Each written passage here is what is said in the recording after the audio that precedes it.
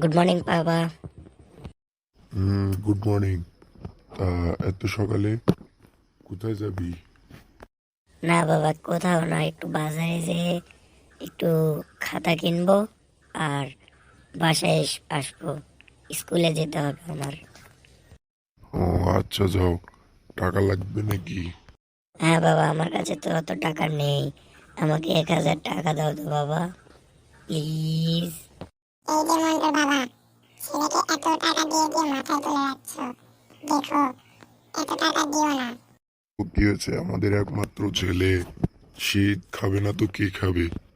যা বাবা, এই যে 1,000 টাকা ধর, যা তাড়াতাড়ি আসিস, বাজারে গেলে দেরি করিস না।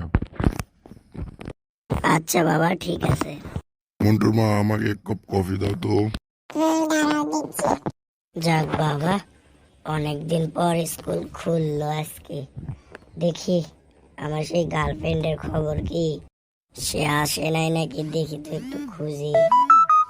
আরে আরে, এই তো আমার গার্লফ্রেন্ড সুমনা। হাই সুমনা, কি খবর তোমার? আমার ভালো, তোমার কি খবর?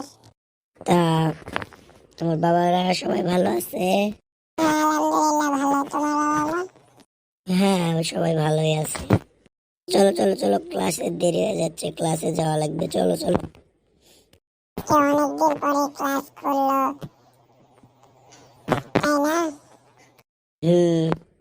তো চলো, আজকে সামার স্যারের ক্লাস, তাই না? অনেকদিন পর করছে তো, কিছু বললে না, চল আজকে। আজকে বোধহয় তাড়াতাড়ি স্কুল ছুটি দিবে, তাই না? তো শোনো, বিকেলে কিন্তু আমাকে কফি খেতে নিয়ে যেতে হবে, পারবা তো? সামান্য কফি খাইতে তো চাইছো, তাই না? তাহলে কয়টার দিকে যাবানি বলো? ওই সন্ধ্যার দিকে, সন্ধ্যা 6টার দিকে আমাকে ফোন করো নি, আমি যাবো নি। আচ্ছা। আচ্ছা ঠিক আছে, যাই। আমি আবার এখানে থেকে কি করবো? স্কুল তো শেষ, বাসায় যাবো।